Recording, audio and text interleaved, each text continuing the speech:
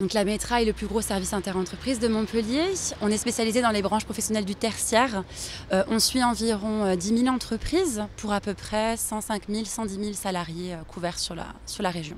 On a une spécificité, c'est qu'on fait plutôt du tertiaire, nous. Donc on n'a pas de BTP, pas d'industrie, moins de risques chimiques, moins de risques de chute, d'accidents de travail mortels, etc. Mais on a quand même une grosse prédominance des risques psychosociaux dans notre service, puisqu'aujourd'hui, presque une inaptitude sur deux de salariés qu'on déclare inaptes, c'est secondaire à des risques psychosociaux. Donc on a vraiment des nouvelles formes de travail, de nouveaux facteurs de risque avec une intensification du travail, des équilibres vie privée, vie professionnelle qui sont de plus en plus poreux, de l'insécurité de travail, etc., etc. Et tout ça engendre effectivement de la souffrance chez les salariés. On a une collègue qui a commencé une enquête depuis 2014 sur justement la santé globale des cadres.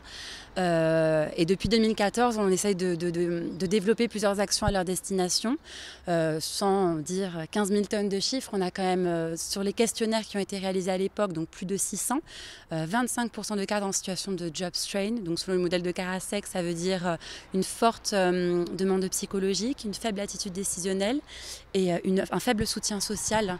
Donc un quart des cadres dans cette situation-là, on se dit qu'au niveau de leur santé personnelle, ça doit être compliqué quand on est dans cette situation.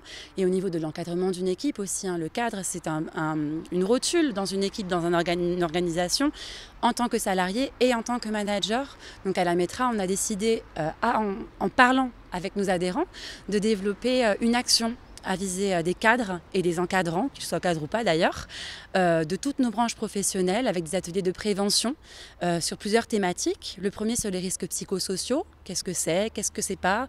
Comment je peux faire de la prévention dans mon entreprise, quelle que soit sa taille, pour essayer d'améliorer les choses et pas me prendre les pieds dans le tapis parce que des fois ça fait un peu peur. La qualité de vie au travail et les bonnes pratiques managériales avec des échanges de pratiques. L'épuisement professionnel, on en parle beaucoup, mais finalement qu'est-ce que c'est? Est-ce que c'est un phénomène de mode? Est-ce que vraiment ça existe? Oui, ça existe. Qu'est-ce qu'on peut faire pour l'éviter? Qu'est-ce qu'on peut faire pour se soigner? La gestion du stress avec un atelier pratico-pratique sur des mises en situation, pardon.